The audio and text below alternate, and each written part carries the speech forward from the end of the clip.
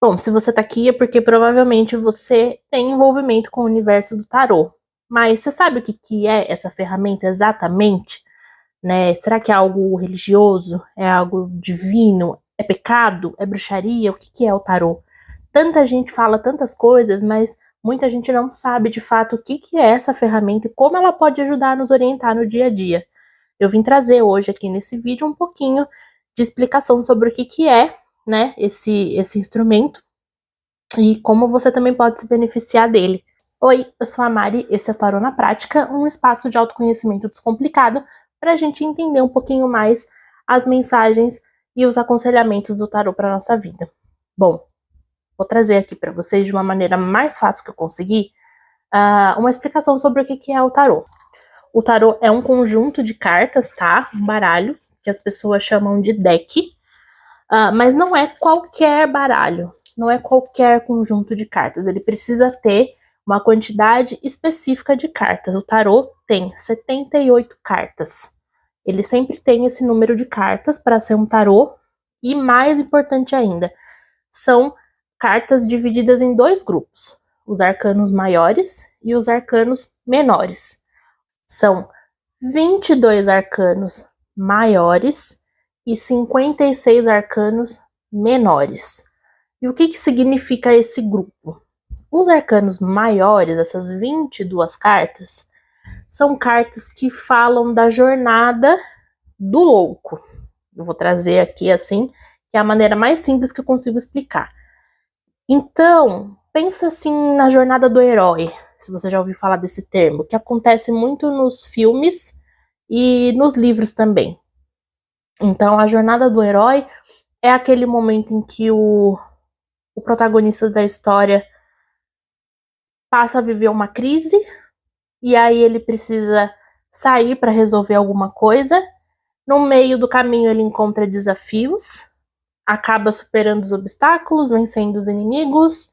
No fim ele garante o aprendizado e termina ali com um final feliz na maioria das vezes. Então, a jornada do herói, como a jornada do louco, é uma jornada de aprendizado, em que ele começa totalmente cru, totalmente sem conhecimento, sem malícia, sem conhecer de fato as dores do mundo e as coisas que ele vai vir a passar. Ele só tem vontade de sair e conhecer e ser feliz e viver a vida. Basicamente é isso.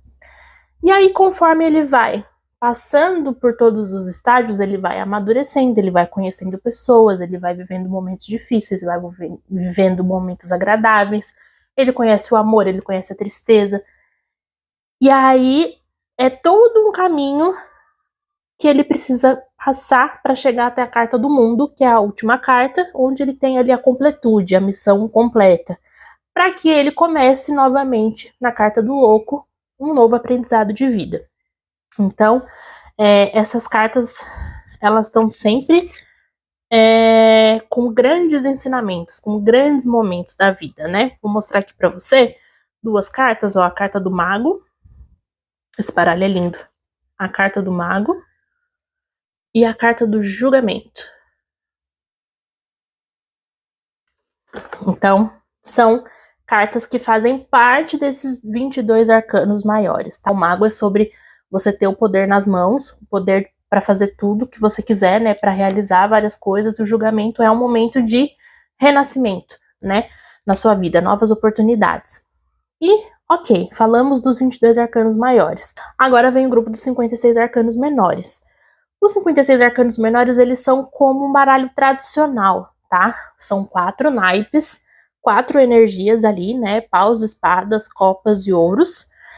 Cada uma significa uma coisa diferente, né? A energia de paus é muito energia de criação, a energia de espada é a energia do pensamento, copas são as emoções e ouro é a materialização das coisas. Então, cada naipe tem uma energia, né? Algo ali que vai influenciar a nossa vida. Cada número também tem o seu significado. Então, quando a gente junta ali, né, um número com o naipe, ele vai ter um contexto.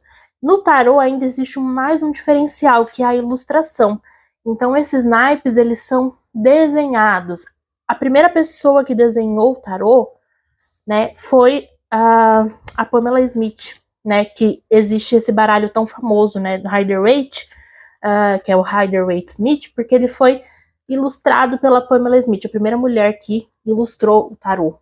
Então, esse tarô, ele é muito famoso até hoje, né? O tarô de Marsella é um dos mais antigos e mais famosos do mundo, só que ele não tem ilustrações assim, ele tem umas ilustrações mais clássicas, assim, mais difíceis de entender. Os arcanos maiores não, eles continuam com o mesmo desenho. Mas os menores, olha só, vou colocar aqui a imagem para você, olha só o 4 de paus do Waite e o 4 de paus de Marsella, como é diferente. Então, essa ilustração fez com que a gente conseguisse entender e dar outro significado para as histórias que acontecem nessas imagens. E os 56 arcanos menores, eles tratam de acontecimentos do dia a dia. Então, eles acabam sendo, para quem joga no método europeu, que isso significa misturar os arcanos maiores e menores na mesma jogada, ele acaba sendo uma representação ou o modo como o arcano maior ali vai acabar se manifestando, né? Então, é muito importante jogar com todos. Tem gente que só joga com os maiores, eu entendo também, os maiores têm, eles têm repertório para tiragens completas e muito cheias de informação, mas os arcanos menores, eles são muito ricos e eles deixam a leitura muito mais completa também.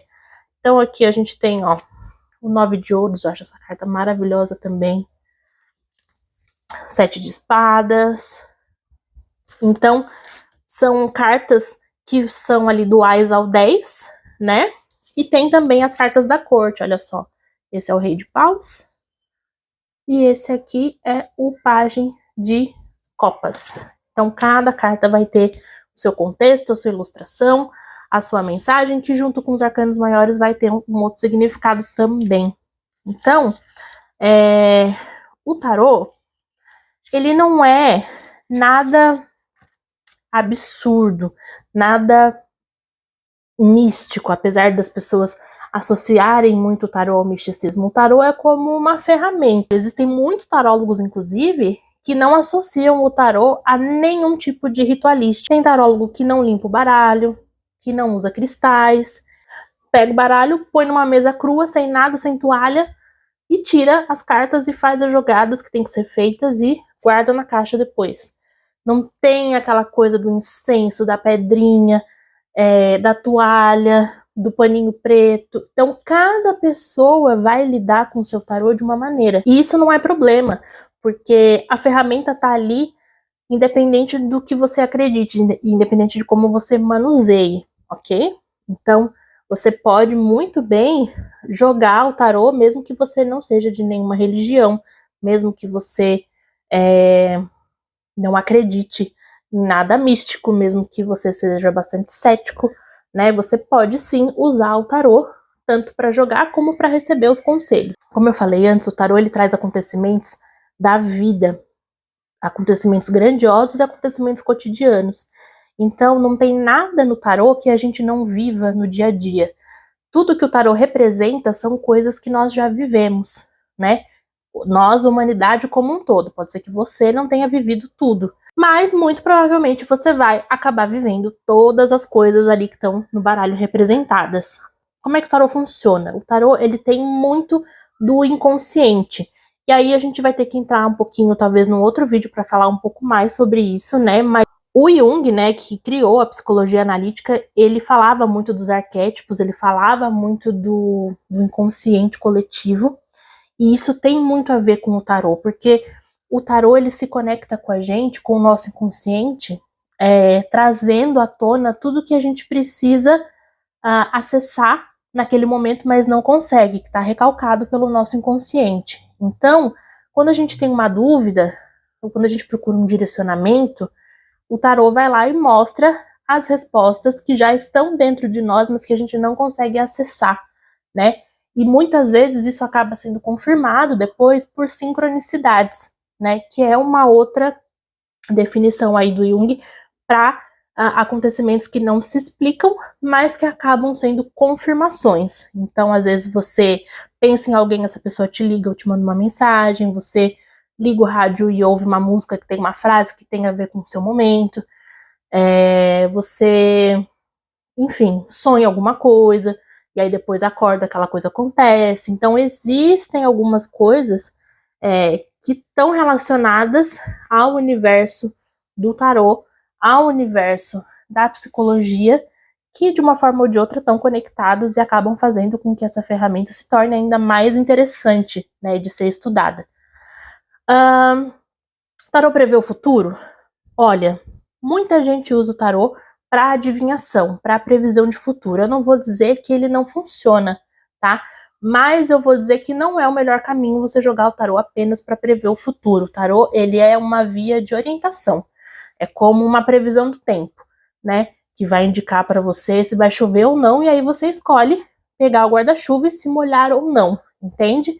Ele te mostra as possibilidades. Nem toda previsão do tempo acontece, nem sempre que fala que vai chover, chove, né? Porque o tarô, ele não interfere no livre-arbítrio. Então, às vezes, a energia tá propensa àquilo, mas a pessoa vai lá e age de uma outra maneira, as coisas podem mudar todos os dias. Então, inclusive, a gente pode tomar ações para mudar e não deixar com que determinada coisa que o tarô estipulou que fosse acontecer, para que de fato aquilo não aconteça. Então, às vezes a gente acha que o tarô é aquilo que está determinado, está traçado, está riscado em pedra. Saiu no tarô, vai acontecer. Nem sempre, entende? É como uma bússola, ele te aponta direções e você escolhe o caminho. Se você não quiser chegar naquele determinado caminho, você segue por outro, ou você muda a sua rota para não deixar aquilo acontecer, entende? Ou você mantém o que você está fazendo para chegar até aquele caminho, se for o que você quer. Então, o tarô é uma ferramenta muito interessante, tem muito o que ser falado sobre ela. Eu, nesse vídeo, tentei resumir um pouco, mas com certeza deixei muita coisa de fora, coisas que a gente pode ir retomando em próximos conteúdos aqui, tá? Eu adoro falar de tarô. Eu acho que cada pessoa tem um olhar diferente para essa ferramenta, o que torna ela tão rica. E independente de crenças ou não, como eu falei, trabalhar com tarô é sempre algo especial. Você não precisa ser médium, você não precisa ter conexão com nenhuma espiritualidade maior ou menor ali para ter acesso às respostas que o tarô oferece. Você precisa mesmo de muito estudo. Então, cada carta tem o seu significado e cada carta tem o seu contexto, né? Quando combinadas, elas criam novas histórias. Mas não quer dizer que você precise de alguém, alguma espiritualidade soprando ali no teu ouvido o que essa carta está querendo dizer ou não. Existem pessoas que jogam tarô e têm uma conexão espiritual muito forte, e isso pode ser algo a mais, mas quem não tem também não tá para trás em nenhum momento. É claro que você precisa de muito estudo, e além de tudo, a leitura do tarô vai muito da subjetividade da experiência de vida de quem tá lendo. Então você pode abrir o mesmo jogo para duas pessoas diferentes e cada uma vai ler de um jeito. Existem os significados centrais de cada carta, mas a bagagem de quem tá lendo é muito importante. Eu acho que isso é maior ainda do que espiritualidade. E pode ser isso polêmico ainda também, o que eu tô falando. Mas eu acredito que experiências de vida, sensibilidade para você olhar para a carta e entender o que aquilo quer dizer, são coisas muito importantes. E, bom, eu acho que é isso para esse vídeo. Tentei trazer, assim, um pouco de uma explicação mais geral, mas se ficou alguma dúvida ainda, ou se tem algo mais sobre o tarô que você tem vontade de saber, comenta aqui, que eu posso trazer novos vídeos respondendo aqui aos comentários ou tirando novas dúvidas, tá?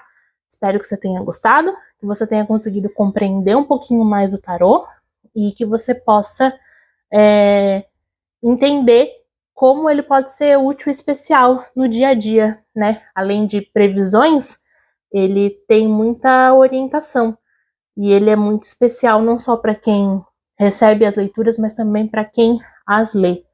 É um encontro da gente com o nosso inconsciente. Isso é muito poderoso, porque o nosso consciente a gente não consegue acessar de forma tão fácil. Muitas vezes a gente acessa em momentos e acaba esquecendo disso, né? Sonhos, atos falhos, a gente nem se dá conta, né, de como o nosso inconsciente se manifesta na nossa vida, mas com o tarô a gente consegue ter essa manifestação registrada e compreendê-la de uma forma muito maior.